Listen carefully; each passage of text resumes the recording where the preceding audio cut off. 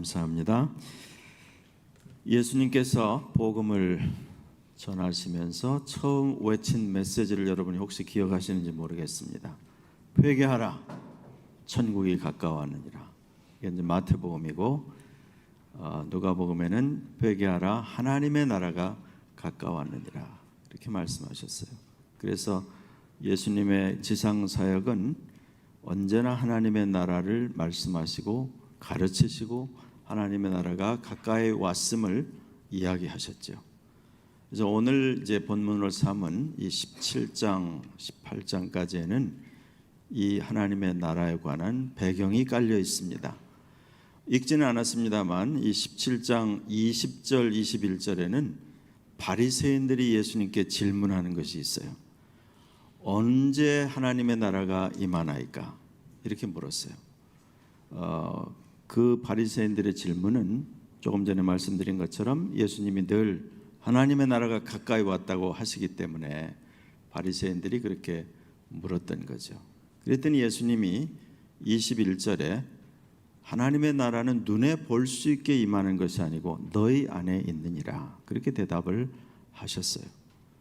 바리새인들이 생각하는 하나님의 나라는 눈에 보이는, 다시 말하면 로마 군대가 물러가고 이스라엘이 주권 국가를 회복하고 다시금 다윗 시대처럼 영광의 나라가 되는 것을 이야기했겠죠. 그래서 예수님은 저들의 생각에 하나님의 나라는 먼저 회개하고 먼저 하나님의 임재와 그 거룩함을 깨닫고 그렇게 하는 자들 가운데 임한다고 이야기를 해 주셨어요. 근데 이제 오늘 본문에 보면 22절에 이렇게 시작합니다. 또 제자들에게 이르시되, 그러니까 앞부분에서는 바리새인의 질문에 대답을 하셨는데 이번 이제 22절부터는 제자들에게 지금 말씀을 하시는 중이에요. 그래서 오늘 본문으로 삼은 이 17장 22절부터 18장 8절까지 제자들에게 지금 말씀하신다는 것을 기억을 하시면 좋습니다. 제자들에게 뭐라고 이야기하셨냐면 때가 이르리니 너희가 인자의 날 하루를 보고자 하되 보지 못하리라 그렇게 말씀하셨어요. 그래서 오늘 이제 이 본문에 보면 인자라는 말, 인자의 날, the day of the Son of Man, 인자의 날이라는 표현을 쓰셨어요. 이 표현이 왜 중요한가 하면 인자라는 그 표현을 주님께서 당신 자신을 가리키실 때 늘 쓰셨죠. 인자는. 그러면 인자라는 말, 사람의 아들이라는 뜻인데 그 말은 영원하시고 전능하신 하나님이 사람의 몸을 입고 사람의 아들로 이 세상에 오셔서, 그래서 사람의 아들, 사람의 몸으로 오신 가장 중요한 이유는 히브리서 2장의 기록에 의하면 죽으시기 위해서입니다. 고난당하시기 위해서. 그래서 사람의 몸을 입고 오셨다고 제 말이 아니고 히브리서 2장이 그렇게 기록하고 있습니다. 그래서 사람의 몸을 입고 오신 것 자체가 그의 고난, 그의 죽으심, 그의 부활, 그의 몸으로 다시 오심에 관한 모든 메시지를 함축하고 있기 때문에 예수님은 인자라는 표현을 쓰시는 것을 즐겨하셨어요.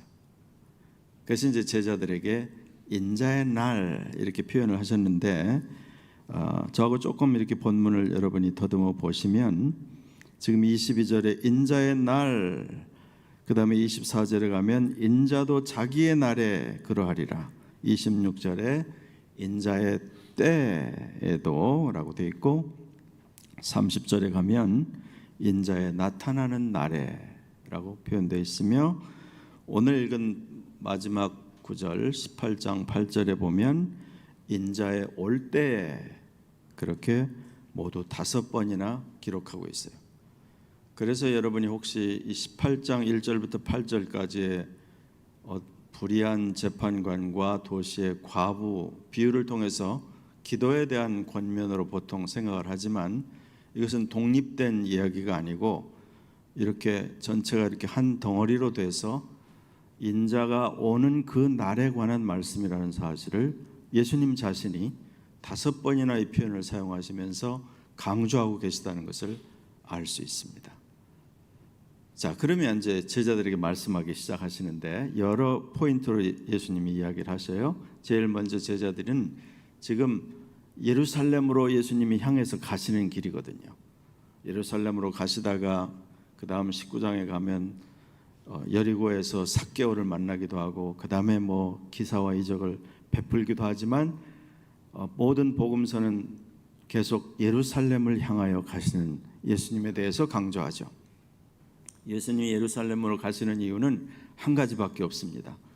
죽으시기 위해서. 선지자가 예루살렘 밖에서는 죽는 법이 없느니라. 예수님 자신의 말씀이에요. 그런데 이제 제자들은 바리새인들만큼이나 현실적이고 예수님이 천국이 가까웠다, 하나님의 나라가 가까웠다는 말을 할 때 제자들의 마음속에는 곧 예수님이 예루살렘에 들어가면 왕이 되시고 자기들은 예수님 옆에 있었으니까 뭐 장관을 하나 할 수 있을지 그렇게 기대를 했겠죠.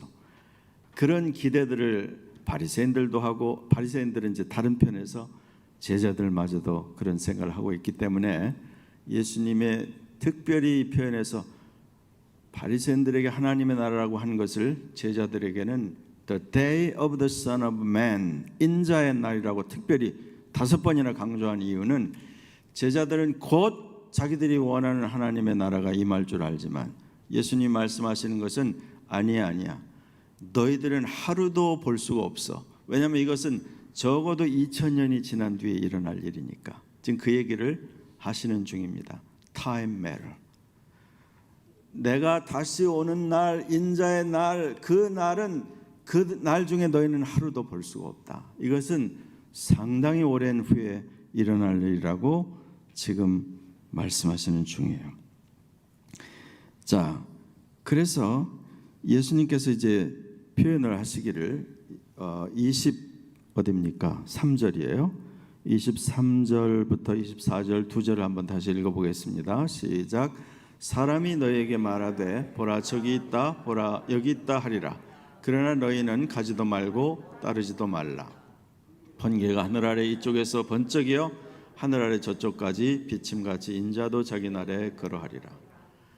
특히 이제 23절 같은 경우는 여러분이 잘 기억하시는 대로 마태복음 24장과 마가복음 13장에서 예수님께서 다시 오실 때 제자들에게 설명하시는 장면이 있습니다. 거기에 보면 예수님이 뭘 제일 많이 강조하셨냐면 미혹을 받지 않도록 주의하라 그랬어요. 미혹을 받지 않. 많은 사람들이 나타나서 내가 메시아다, 내가 누구다 라면서 너희를 미혹하겠으나, 너희를 misleading 하겠으나 너희는 미혹을 받지 않도록 삼가 주의하라고 말씀하셨죠. 여러분, 요즘 한국 교회가 굉장한 싸움을 많이 벌이고 있죠. 여러 어려운 가운데 이단과의 그 치열한 싸움, 여러분도 많이 소식을 들으셨겠죠. 제가 뭐 이름을 구체적으로 열거하지 않더라도 이런 이단 저런 이단, 결국 주장하는 것은 그 교주가 메시아라는 거 아닙니까? 거기에만 가야 구원이 있다는 거 아니에요. 그래서 이런저런 일들을 하고 있죠. 한국 교회뿐 아니라 미국도 마찬가지고, 뭐 캐나다는 조금 그런 면에서 약하지만 전 세계 그 교회 안에 지금 침투해 있는 내가 메시아고 이 교회만 와야 구원이 있고 여기에만 있어야 된다는 그런 일들이 가득 깔려 있습니다. 주님께서 하시는 말씀은 때가 되면 많은 사람들이 나타나서 내가 특별한 능력이 있고 내가 어떤 일을 할 수 있고 이런 역사가 있고 하는 것이라고 말할 때 너희는 가지도 말고 따르지도 말라. 이 말을 여러분 기억을 하셔야 됩니다.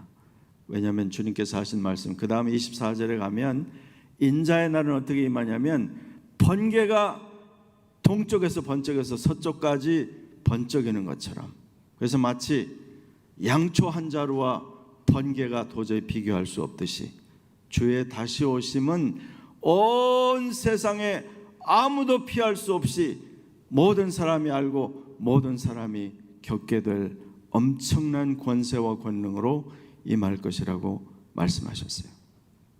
확실히 예수님이 처음 오실 때는 너무도 가난해서 머무를 데가 없어서 마국간에서 태어나시고 처음 태어난 그 자리가 짐승이 먹는 여물통이었다는 거 아닙니까? 들의 양을 지키고 있던 몇 명의 목자 외에는 주의 오심을 축하할 사람이 없었다잖아요. 그러나 다시 오실 때에는 온 세계 지구상의 모든 사람이 다 볼 수 있게, 다 알 수 있도록 엄청난 권세와 권능과 사람들이 두려움을 느끼는 그 방법으로 오신다고 말씀하시면서 제자들, 특히 24절 같은 경우는 마지막 시대에 살 제자들을 향해서 주시는 말씀이에요. 여기서 저기서 뭐 여기 가야 구원 있고 저기 가야 뭐가 있고 병을 고치고 기사가 나타난다고, 심지어 요한계시록에 보면 사단이 마지막 때 자기의 종들을 통해서 불을 하늘에서 떨어뜨리는 그런 기사와 이적도 행한다고 이야기했습니다. 여러분, 왜 우리가 하나님의 말씀을 깊이 읽어야 하며 하나님의 말씀을 들어야 하는지, 너무나 많은 혼란과 너무나 많은 미슬리딩과 유혹해 하는 일이 세상의 마지막 시대의 교회에 가득할 거라고 미리 주님께서 경고를 하신 셈이에요. 그래서 지금 이제 제자들과 우리와의 시간은 2000년이 넘는 시간 차이가 있잖아요. 그래서 성경에 보면 흥미있게도 한 두세 차례 주께는 1000년이 하루 같고 하루가 1000년 같은 이 한 가지를 잊지 말라고 말씀하신 거 보죠. 우리에게는 2000년, 우리에게는 1000년이 너무나 오랜 장구한 세월이지만 주께는 하루 이틀이 될 수 있다고 성경이 못 박아 말씀하고 있습니다. 그래서 이제 그렇게 주님이 오실 텐데, 주님이 다시 오시는 그 인자의 날에 세상의 현상에 대해서 주님께서 25절부터 얘기를 하고 계시죠. 25절 한번 다시 보세요. 25절은 그 일이 있기 전에 중간에 주님의 고난과 죽으심, 부활, 이것이 있다는 사실이고, 26절 같이 또 읽어볼까요? 7절입니다. 시작. 노아의 때와 된 것 같이 인자의 때도 그러하리라. 27. 노아가 방주에 들어가던 날까지 사람들이 먹고 마시고 장가들고 시집가더니 홍수가 나서 그들을 다 멸망시켰으며. 창세기 6장, 7장, 9장에는 이제 홍수가 지나가서 다시 회복되는 내용이 있지만, 여러분 중에 관심 있다면 이번 수요일 저녁에 제가 창세기 6장에 노아의 홍수에 대해서 조금 디테일하게 설명할 텐데, 지금은 이제 그냥 넘어가겠습니다. 노아의 홍수가 있던 날까지 세상에는 비라는 게 존재하지 않았습니다. 비. 처음으로 비가 노아의 홍수 때 오기 시작한 거예요. 여러분, 성경이 정확하게 말하는 그 표현들을 보세요. 한 번도 비를 경험한 적이 없는 그 세대에, 이미 우리가 아는 대로 노아의 그 시대 사람들의 타락함과 그 말할 수 없는, 오죽하면 여호와께서 사람 지으셨음을 한탄하셨다고 하잖아요.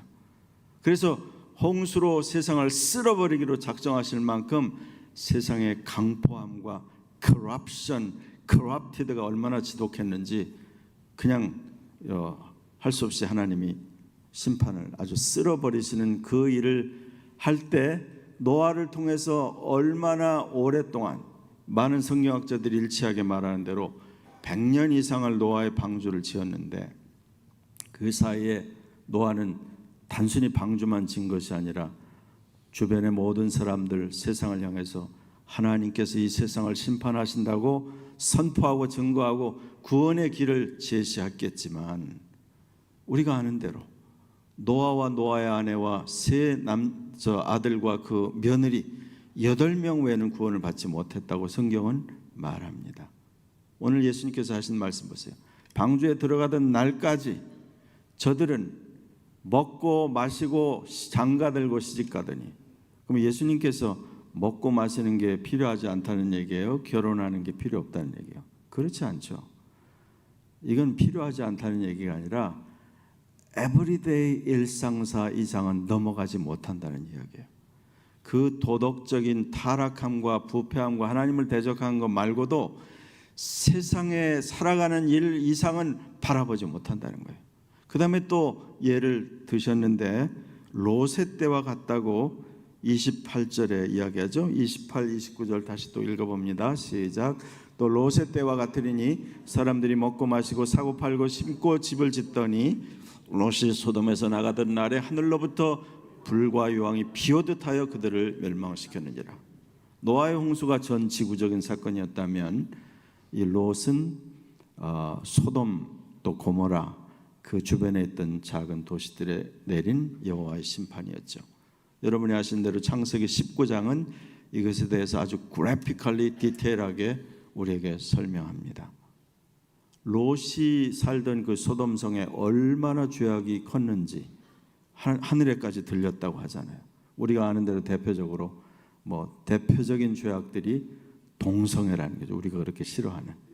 지금 우리가 사는 세대는 동성애에서 지나서 이제 트랜스젠더, 남자 여자가 서로 성을 바꾸는 그래서 퀴어, 더 기괴한 짐승까지도 사람과 관계하는 이런 우리 현재 어른들이 듣기에는 도무지 이게 말이 되는 소리가 아닌 시대를 지금 우리가 동시대에 살고 있는 중인데, 그러나 그것 예수님께서 그들이 도덕적으로 부패하였느니라 하나님을 대적하느냐 이런 얘기를 하신 게 아니고 똑같이 먹고 마시고 사고 팔고 심고 집을 짓고, 이제 우리도 이제 봄날이 됐으니까 저 뜰을 가지고 계신 분들 이제 잔디 정리하고 올 뭘 심을까, 새로운 걸 심어볼까 혹시 생각을 하시면 한번 귀담아 들어볼 표현이죠. 그러면 주님께서 농사 짓는 게 필요하지 않다거나 사고 팔고, 우린 다 살아야 되니까 사고 팔고 하고 집도 지어야 되고, 그게 필요 없다는 말씀이 아니죠. 가장 중요한 말씀은 에브리데이 라이프에 너무 바빠서 한 번도 고개 들어 하늘을 쳐다볼 필요가 없고 쳐다볼 수도 없고, 정말 요즘에 어떤 그런 애니메이션이 있더라고요. 한 몇 분짜리 애니메이션 제가 한번 봤는데, 모든 사람이 이 스마트폰에 전부 다 고개를 받고 막 때로 밀려가고 절벽으로 떨어지는 지점으로 가고, 그 중에 어린아이 하나가 막 이 스마트폰에 쳐다보고 있는, 눈이 박혀 있는 그 사람들 틈에 어린아이가 막 밟히면서 눈물 흘리는 그런 애니메이션이었는데요. 정말 시사하는 바가 크죠. 너무나 많은 사람들이 눈을 어디다 받고 있는지, 내 자신이, 여러분 우리가 정말 신앙생활을 제대로 하려면 어느 날을 스마트폰을 안 쓰는 날로 정하든지. 저희가 지난 성금요일 날 교회마다 금식도 하고 하잖아요. 젊은 세대들에게는 밥을 안 먹는 건 아무 힘든 일이 아니에요. 일부러 다이어트 하느라고 안 먹으니까. 근데 젊은 아이들에게 제일 중요한 거는 인터넷 금식, 그렇게 우리가 이제 별명한다면 하루를 인터넷을 못 쓰게 한다. 그럼 완전히 금단 현상을 일으킵니다. 우리가 사는 이 시대가 얼마나 기괴하게 됐는지, 얼마나 복잡한지, 얼마나 바쁜지. 그래서 한 번도 하늘을 쳐다볼 수 없고 한 번도 자기 인생의 현 주소를 볼 수 없는 이런 시대를 살고 있는 우리 시대의 모습을 예수님께서 2000년 전의 언어로 기록했다고 믿습니다. 롯이 천사의 경고를 받아서 자기 두 딸의 정원한 사위들에게 찾아가서 그 다급한 시간에 여호와께서 이 성을 불로 다 심판하시기로 했으니 속히 이 성에서 탈출하자 긴급하고 다급하게 전했지만 창세기 19장에 정확하게 기록됐습니다. 그 사위들이 장인의 말을 농담으로 여겼더라. They thought the father-in-law jokingly saying. 그렇게 기록했죠. 여러분, 이게 성경 안의 기록으로 끝나는 것이 아니라 오늘 이 시대의 사람들이 하나님에 대해서 잊어버렸을 뿐 아니라 하나님에 대해서 관심이 없고 성경에 대해서 관심이 없고, 지금부터 한 50년 전만 해도 이 세상에서 옛날에 빌리그램이 늘 말씀해 The Bible says, The Bible says 하면 수많은 사람들이 모여가지고 귀를 기울였죠. 그러나 지금은 지나간 이야기입니다. 더 이상 이 세상은 성경을 최종 권위로 받아들이지 않고 기독교는 죽은 종교로 치부하고 너무나 많은 이 세대 사람들이 하나님 없이 살아요. 이제 조금 이따가 이제 스토리에 나오겠습니다만, 그래서 이런 곳에서 여러분이 예배하는 인생이 되었다는 것. 적어도 일주일에 한두 번 예배하면서 하늘을 향하여 고개를 들고 기도하며 찬양대의 찬양을 들으며 하늘에 대해서 우리의 심령을 열 수 있다는 것, 얼마나 큰 복입니까? 여러분 복된 분들입니다. 예, 이 복을 여러분이 소중하게 여기셔야 돼요. 목숨을 걸고 예배하고 목숨을 걸고 하나님 앞에 적어도 때때로 하늘을 쳐다보며 나는 더 이상 이 세상에 늘어붙은 채로 살지 않겠습니다, 이렇게 스스로를 고백해야 돼요. 그러지 않으면 소돔성 고모라성에 노아의 홍수시대 그 사람들이, 그 물론 악한 사람들도 많았겠지만 시대적인 악함이 있었지만 착한 사람도 있었을 거 아니에요. 그 중에 그래도 괜찮은 사람도 있었을 거 아니에요. 그러나 심판이 시작되고 재앙이 시작되면 한꺼번에 휩쓸려 갑니다. 왜냐하면 경고의 말씀을 듣지 않았기 때문에, 여호와의 말씀을 듣지 않았기 때문이죠. 그래서 여기에 이 성경의 말씀을 우리가 눈여겨봐야 되는데, 30절에 보시면 인자가 나타나는 날에도 이러하리라. 뭐예요? 그 문자적으로 바로 앞에 있는 소담성을 고모라를 하늘에서 불과 유황이 쏟아져 내려가지고, 여러분 대부분 다 그 주후 79년에 로마에서 가까운 그 베스비오 산이 폭발해가지고 한 도시가 완전히 잠긴 그 사건을 여러분 아시죠? 지금까지도 화산재에 막 갇힌 막 사람들이 비틀린 모습이 그대로 남아 있는 거, 그거 왜 그런지 아세요? 여호와께서 이 세대를 위해서 경고로 남겨주신 겁니다. 여호와께서 이 세대를 긍휼히 여기시고 불쌍히 여기시고, 베드로서의 기록에 의하면 모든 사람이 하나님을 알기를, 그래서 멸망하지 않기를 원하신다고 되어 있어요. 그렇지만 이 세상은 점점 하나님을 거부하고 잊어버리고 다 이 세상에 늘어붙어서 천년만년 이 세상이 점점 진보하고, 이제 무슨 AI가 나타나서 뭐 이제 뭐 랭귀지도 배울 필요 없고 이제 전화만 갖다 대면 즉시 통역이 되고, 그 전화가 지금 뭐 1000만 대가 팔렸다는 거 아니에요? 노스 아메리카에서. 그래서 사업이 잘 돼서 좋기는 하지만 이 세상에 두려움을 느껴야 되죠. 우리가 이런 세상에서 내가 정신을 못 차리면 내 영혼과 내 영원한 운명은 어디로 갈 것인지 정신을 안 차리면 나도 삽시간에 이 세상의 풍조와 이 세상에 늘어붙은 모든 것들을 주님께서 심판하실 때 피할 수 없으리라. 주님께서 하시는 말씀이에요. 그래서 인자가 나타나는 날에도 이러하리라. 이 날이 너무나 suddenly 일어날 것이고 너무나 급작스럽고 너무나 그 재앙이 대단할 것이기 때문에 31절부터 33절까지 미련을 버리지 마라. 세상에 대해서 미련을 갖지 마라. 대표적인 미련을 가져서 망한 여인이 32절에 Remember Lot's wife, 롯의 처를 기억하라. 그렇게 되어 있잖아요. 소금 기둥이 돼서 뭐 지금도 남아있다고 사람들이 알고 있죠. 그래서 이제 이런 표현들은 계속 예수님이 우리를 겁주기 위해서 하시는 말씀이 아니에요. 마태복음 24장에 보면 그때 유대에 있는 자들은 산으로 도망할지어다. 아이벤 자들에게 화가 있을 것이다. 도망하는 날이 안식일이나 겨울에 나지 않도록 기도해라. 왜 주님이 그렇게 말씀하셨냐면 이것은 그날에 문자적으로 일어날 사건이기 때문에 그렇고, 이것은 온 지구상의 모든 사람에게 임할 것이라고 성경은 또 예수님 자신이 여러 번 이야기를 하셨어요. 자, 그래서 이제 34절부터 36절까지 보시면 34, 35절 한번 같이 읽어볼까요? 시작.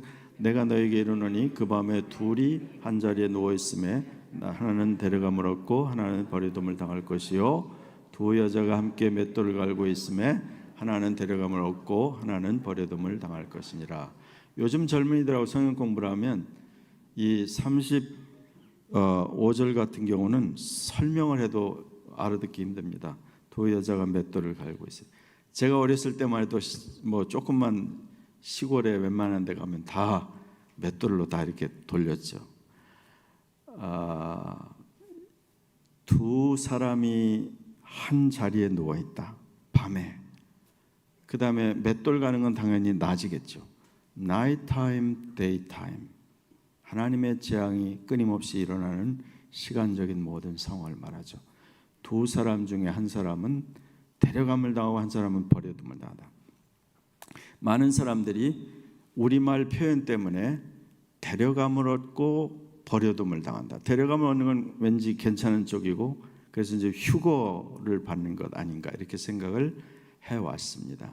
그런데 성경을 정확하게 보면 뭐 그렇게 해도 그야말로 영해가 돼서 영적으로 유익을 받을 수는 있죠. 그런지 성경 전체 문맥에서는 단순하게 영어로 보는 게 훨씬 더 확실한데 이 데려감을 당한다는 말은 taken, 밤중에 자는데 한 사람이 갑자기 취함을 받는다는 거예요. 어디로 없어져요. 사라져버려요. 한 사람이 남아요. 낮에도 두 여인이 맷돌을 서로 갈고 있는데 갑자기 그 중에 한 사람이 taken 되고 한 사람이 그냥 남는다. 몇 년 전에 우리 젊은 아이 친구들은 많이 영화 봤을 텐데 유명한 영화 제목 하나가 글자 하나였습니다. taken. 딸이 납치되는 것에 대한 영화예요. 여기서 나오는 것도 거의 같은 의미입니다.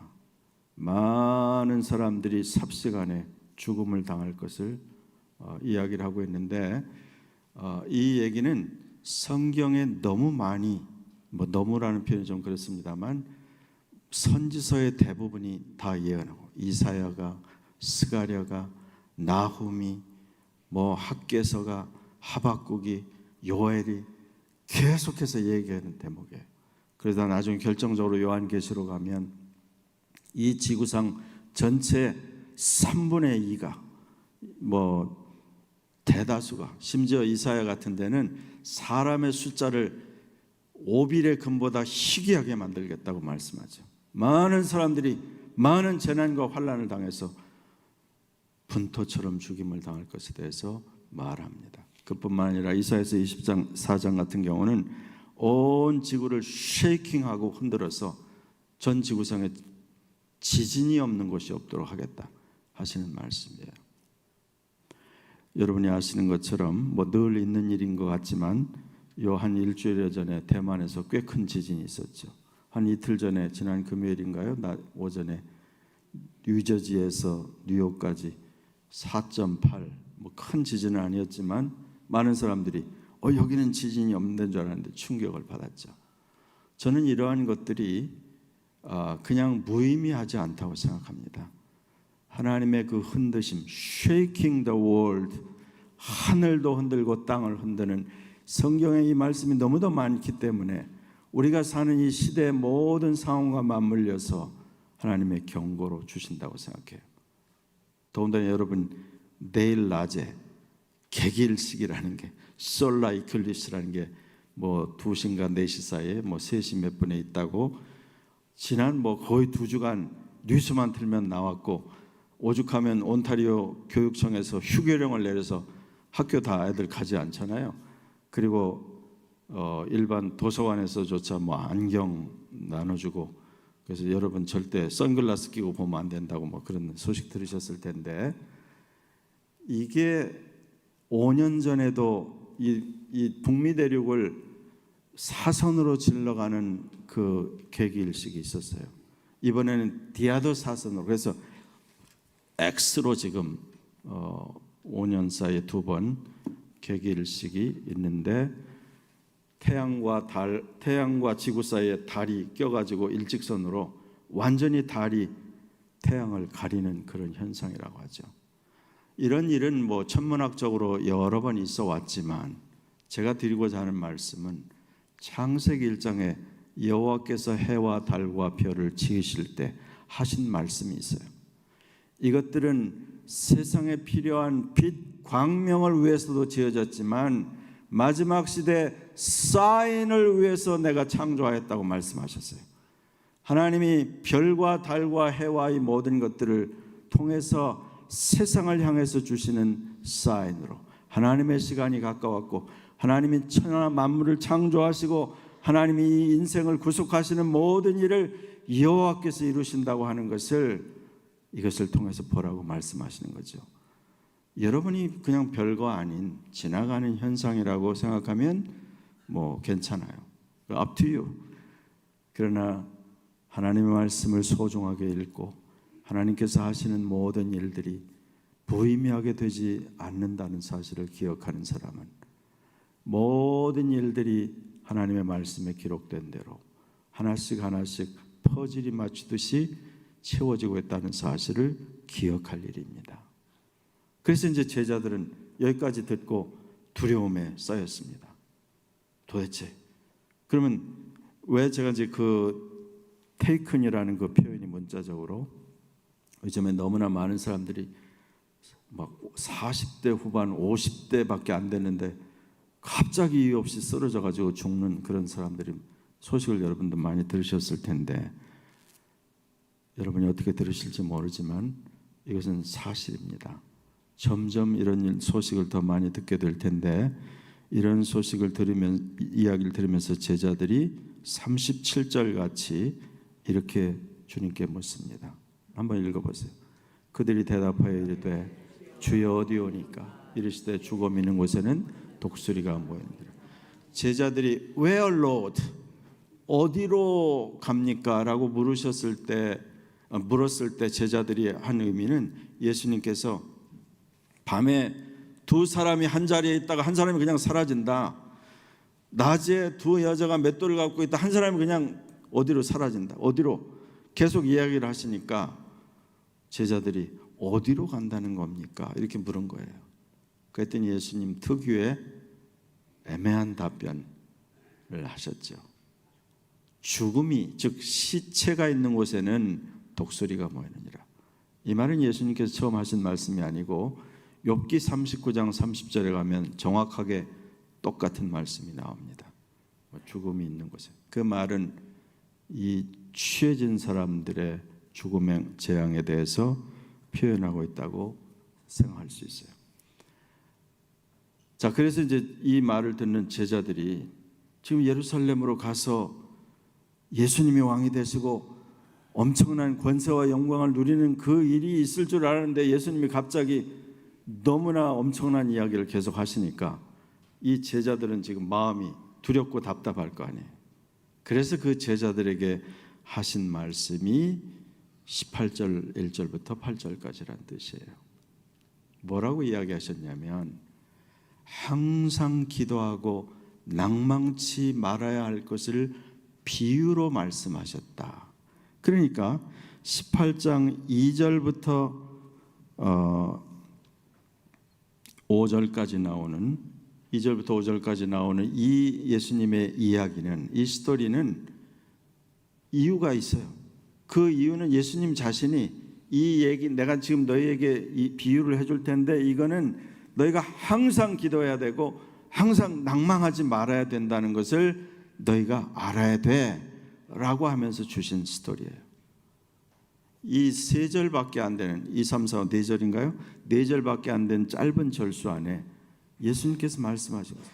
예수님은 정말 엄청난 스토리텔러입니다. 예수님처럼 말씀한 분이 없어요. 예수님은 한마디로 모든 진리와 모든 것들을 압축해서 말씀하시죠. 자, 스토리는 이렇습니다. 많이 들으셨죠? 어떤 도시에 불의한 재판관이 있고 과부가 있다.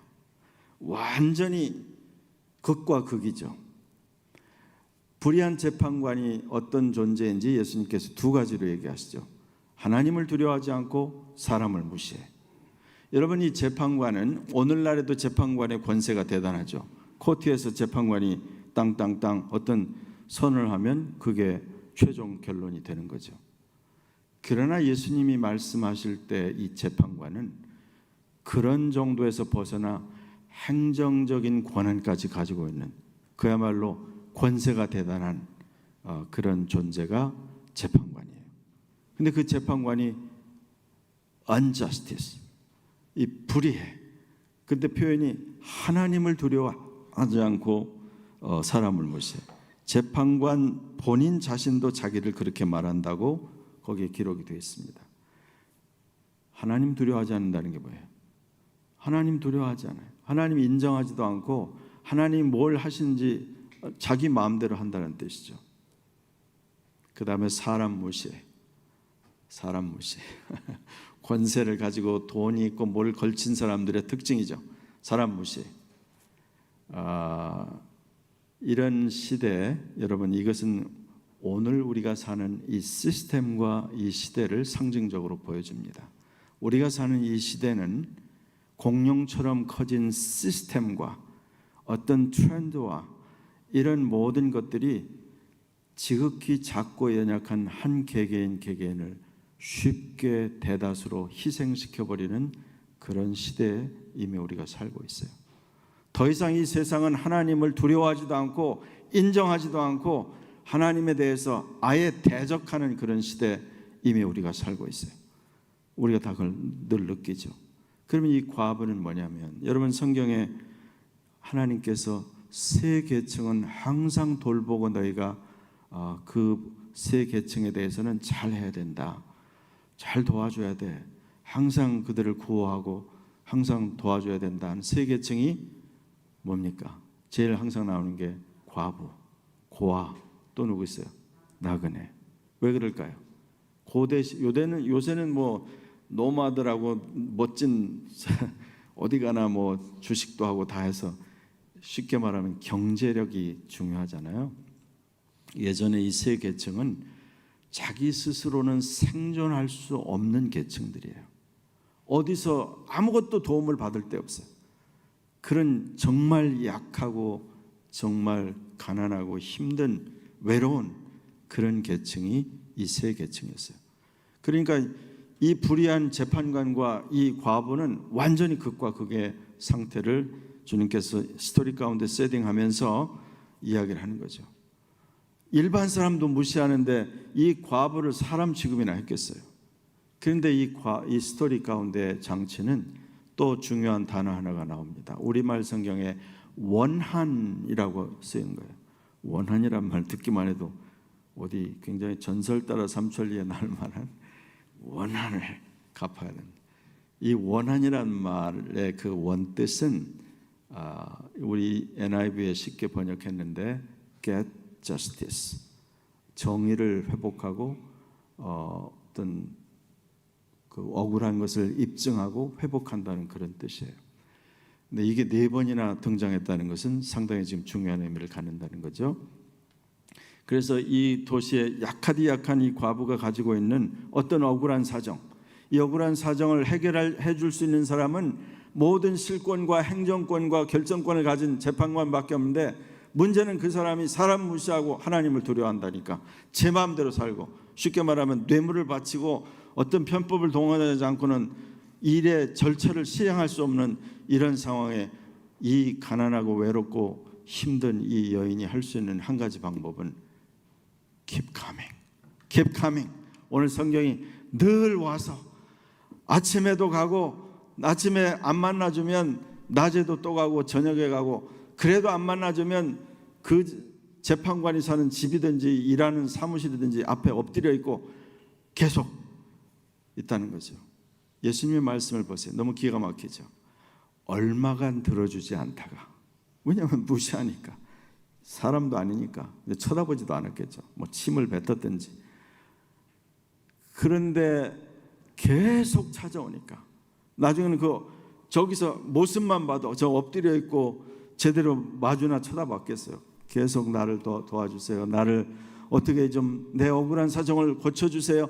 들어주세요. 해결해주세요 하는 그 말소리와 그 표정과 그 몸짓만 봐도 이젠 몸소리가 날 정도로 이 여자를 내가 해결해주지 않으면 이 여자 때문에 내가 완전히 지쳐서 내가 먼저 쓰러지겠다. 그렇게 얘기했다는 거 아니에요. 그러면서 주님이 하신 말씀, 이 불의한 재판관의 말을 들으라. 소위 good lessons from bad example. 옛날 한국식 사자성어로는 반면교사 뭐 이런 거 있죠. 나쁜 예로부터 좋은 교훈을 받는다는 것. 똑같은 뜻이 예수님이 마태복음 7장 7절로 10절에 기도를 가르치면서 얘기하시죠. 너희가 자식이 떡을 달라는데 돌을 주겠냐? 생선을 달라는데 뱀을 주겠냐? 그러면서 주님이 너희가 악할지라도 자기 자식에게 좋은 것을 줄 줄 알거든 하물며 마치 뭐 하늘에 계신 너희 아버지께서 구하는 자에게 좋은 것을 주시지 않겠느냐.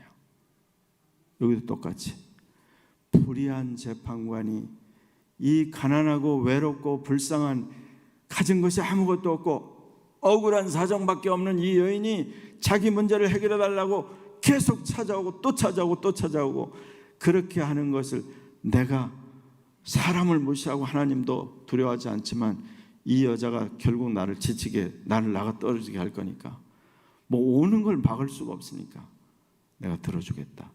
만일 이렇게 얘기했다면 불의한 재판관도 keep coming 하는 그 불쌍한 여인을 들어준다고 하면 마치 뭐 하물며 하늘에 계신 너희 아버지께서 택하신 그 자녀들의 마음속에는 이 원한을 마음속에는 간절한 소원을 들어주지 않겠느냐.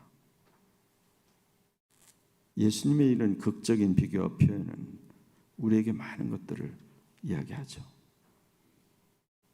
주님을 믿는데 원한처럼 여러분 기도하는데 그렇잖아요. 우리 기도하죠. 근데 기도한다고 어떻게 돼요?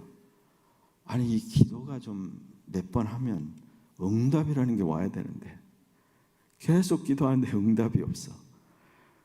이걸 가지고 내가 한 달째 기도하는데 한 달? 나는 몇 달을 기도했어. 몇 년을 기도했어. 이렇게 할 수 있죠. 계속 또 기도하고 또 기도하는데 불의한 재판관도 들어주는데 너희를 택하신 너희 사랑하는 아버지가 듣지 아니하시겠느냐. 그럼 뭐예요? 얼마나 우리가 쉽게 지치는 사람들인지, 얼마나 쉽게 우리가 포기하는 자들인지. 그래서 주님께서 특별히 어려운 상황에 있을 때 여러분 주님이 말씀하신 이 세팅은 인자가 다시 올 때 이 세상은 불의한 재판관이 다스리는 도시와 같이 이 세상이 하나님을 잊어버리고 두려워하지 않으며 이 세상이 이 시스템과 이 소수의 악한 세력들이 지금 전 세계 화두가 뭔지 아세요? 지금 한 얼마 전만 해도 이런 것은 수면 하에서 소위 컨스파이러시, 음모론으로 치부했던 것을 이젠 대놓고 유명한 TV 토크쇼나 뉴스쇼에서 얘기하는 게 뭔지 아세요? Depopulation. 인구가 너무 많다. 80억이 너무 많으니 줄여야지 이 세상이 살만하다. 인구 줄이는 방법은 몇 가지 있습니다. 제일 유명한 게 전쟁, 그 다음에 지난번 팬데믹 같은 전염병, 그 다음에 하여튼 여러 가지 어젠다가 있어요. 이런 것들이 지금 대놓고 여러분 뉴스쇼에 나온다는 거 여러분 알고 계세요? 지금 우리가 살고 있는 이 시대는 정말 정상이 아니에요. 조금만 정신 차려서 이렇게 들어보면 이것은 여기 불의한 재판관이 다스리는 도시처럼 완전히 기괴한 정말 하나님을 대적하는 이상한 도시에서 그러면 여기에 불쌍하고 외로운 이 여인은 여기서 믿음 생활 해보려고 여기서 양심적으로 살아보려고 여기서 이 우리를 대적하고 넘어뜨리고 속이고 취하고 요즘에 얼마나 노인들 나이 드신 분들 잘 모르는 사람 막 전화로 인터넷으로 카톡으로 사기치고 뺏어가려고 하는 사람 가득하고 도둑들이 가득하고 이런 모든 것 속에 여러분이 선한 양심을 가지고 믿음으로 살아본다고 하는 것이 마치 도시에 가난한 불쌍한 외로운 과부와 같이 그런 형편이 되는지도 모르겠어요. 근데 우리에게는 하나가 있습니다. 주님께서 가르쳐 주신 다른 건 없어요. Keep coming, keep coming. 계속 불의한 재판관도 들어줄 수 있다면 살아계신 하나님께 아침에도 가고 낮에도 가고 저녁에도 가고 오늘도 가고 내일도 가고 모레도 가고 한 달, 1년을 계속 여러분이 구하는 그 믿음을 잃지 마시기를 바랍니다. 그래야 되는 거예요. 우리가 사는 이 시대는 사람들로 너무 지치게 하고 너무 빨리 포기하게 하고 그런 시대입니다. 그리고 주님이 계속 말씀하신 대로 인자가 다시 오는 날은 노아의 시대와 같이, 롯의 때와 같이 사람들이 다 일상생활에 너무 바쁘고 세상 것에 막 늘어붙어 있고 하늘을 바라보지 않아요. 죄를 회개하려고 하지 않아요. 거룩함에 대해 관심이 없고 주의 다시 오심에 대해서 주님이 어느 날인가는 오시긴 오시겠지만 내 손자의 손자 때나 오라고 이야기하는 교회 중직자들, 심지어 목회자들까지 많이 제가 만났어요.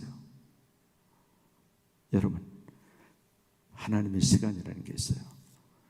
주님께서 그 종 선지자들에게 하신 그 모든 말씀이 하나도 땅에 떨어지지 않고 반드시 이루어질 날이 나와요. 요한계시록의 10장에 보면 그 종 선지자들에게 말씀한 모든 복음이 이루어지더라 이야기했어요. 그래서 오늘 우리가 어떻게 해야 됩니까? 주님께서 하신 말씀이에요. 인자가 다시 오는 날, 인자가 올 때. 근데 주님께서 여기 마지막 절 하반절에 이렇게 얘기하잖아요. 이렇게 중요한데도, 이렇게 절박한데도 우리말 성경의 18장 8절 한번 다시 읽어볼까요? 시작. 내가 너에게 이르노니 속히 그 원한을 풀어주시리라. 그러나 인자가 올 때 세상에서 믿음을 보겠느냐. 우리말 성경에 그러나, 이 NIV는 너무 약하게 번역을 해서 however, 근데 이제 킹 제임스 같은 데는 nevertheless, 훨씬 더 강한 표현이죠. 그럼에도 불구하고 내가 인자가 다시 올 때 이 세상은 코스모스가 아니고 이 땅에서라는 뜻입니다. 이 땅에서, on this earth, on this earth, on the earth, 이 땅에서 이 온 우주 만물 가운데, 여기서는 교회도 포함되고 믿는 자들까지 다 포함해서라 주님 오시는 날에 믿음을 보겠느냐. 너무나 우리에게 챌린지가 되고 섬뜩한 말씀이죠. 나는 믿음이 있는 줄 아는데, 나는 믿음이 있는 줄 아는데, 여기서 말하는 믿음은 예수를 믿는 믿음이라기보다는 이 말의 진정한 뜻은 이 세상의 혼돈과 어지러움과 모든 것에도 불구하고 주의 다시 오심을 사모하는 믿음. 이 땅에 우리가 먹고 사는 일이 중요하고 그 일을 소중하게 해야 되지만, 그러나 그것에 매몰되지 않고 once in a while, 때때로, 그래서 우리가 여러분 매 주일 예배 와야 되는 중요한 이유가 바로 그것입니다. 여러분이 매일 적어도 하나님의 말씀을 한두 절이라도 읽고 하루를 시작해야 되는 중요한 이유예요. 내가 왜 여기 있는지, 나는 이 홍수에 휩쓸려 함께 갈, 내내 이야기하지만 그때도 착한 사람 있고 양심적인 사람들이 있었어요. 소돔성에도 그나마 상대적으로 남보다 괜찮은 사람이 있었을 거 아니에요. 그러나 멸망과 재앙이 시작되면 아무도 피하지 못한다. 경고를 받은 사람만 피할 거예요. 그래서 주님이 하신 말씀입니다. 이 땅에서 믿음을 보겠느냐. 우리는 적어도 이 중앙교회 우리 성도 여러분들은 이 모든 말씀 가운데 주여, 내가 주님의 다시 오심을 믿나이다. 내가 이 세상에서 이런저런 일로 분요하게 사는 것 같아도 내가 예배 올 때마다, 내가 내 집에서 적어도 여러분 식사할 때, 여러분이 머리를 조아릴 때마다, 성경을 펼쳐서 성경을 읽을 때마다 주의 오심을 내가 기억하고 내가 주 앞에 서기를 원하나이다. 그런 믿음을 계속 고백하시기를 바랍니다. 그래서 낭망치 말아야 된다는 말을 주님이 하신 거예요. 1절 한번 다시, 18장 1절 다시 한번 읽어주세요.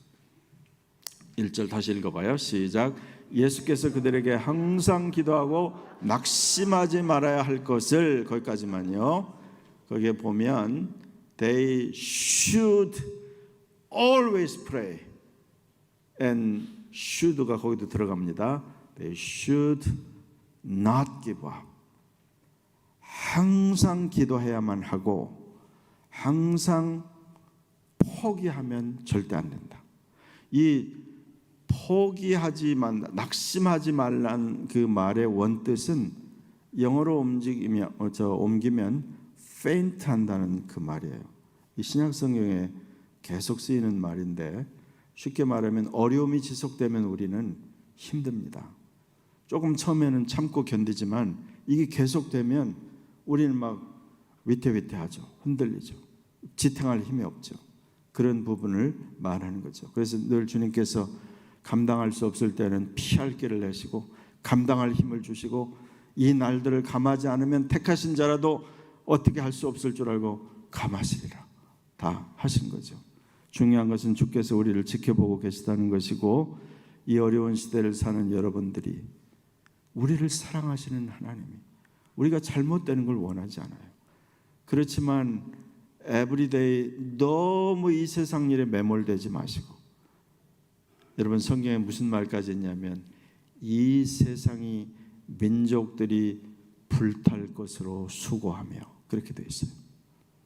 선지서 여러 군데 보면 이 모든 우리 눈에 보는 것들은 다 불에 타서 사라질 텐데 이것에 너무 연연하고 너무 미련을 갖지 마라.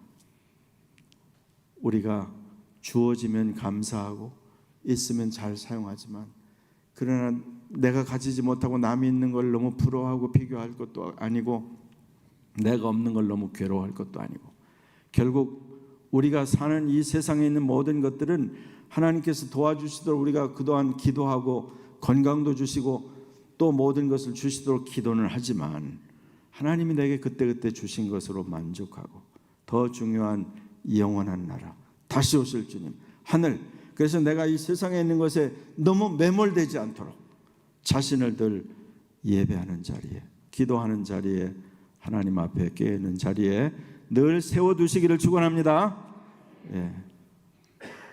기도하겠습니다. 우리 함께 나눈 말씀을 기억하면서 잠시 한번 기도하겠습니다. 우리 한 1, 2분 정도 주 예수의 친히 하신 말씀 인자가 다시 올 때 인자에 오는 날 인자가 올 때는 노아의 날과 같겠고 롯의 때와 같으리니 사람들이 사고 팔고 먹고 마시고 심고 집을 짓더니 마지막 날에 다 멸망하였다고 말씀하셨는데 주님 우리는 그리스도 예수의 우리를 위하여 대신 죽었다 사심을 믿고 다시 오심을 믿고 우리는 이 세상에 이 도시의 가난한 과부처럼 외로울 때가 많고 힘들 때가 많고 가진 것이 없고 약하지만 그러나 내게 주신 이 믿음이 있고 소원이 있고 영원하신 아버지 하나님 앞에 keep coming 계속 나가고 또 나가고 또 나가서 주님이 오실 때 믿음의 백성으로 발견되기를 원합니다. 아버지께서 저들 한 분 한 분의 그 심령의 삶에 만져주시고 위로하여 주시기를 간절히 소원하옵고 예수님의 거룩하신 이름으로 기도하였습니다. 아멘.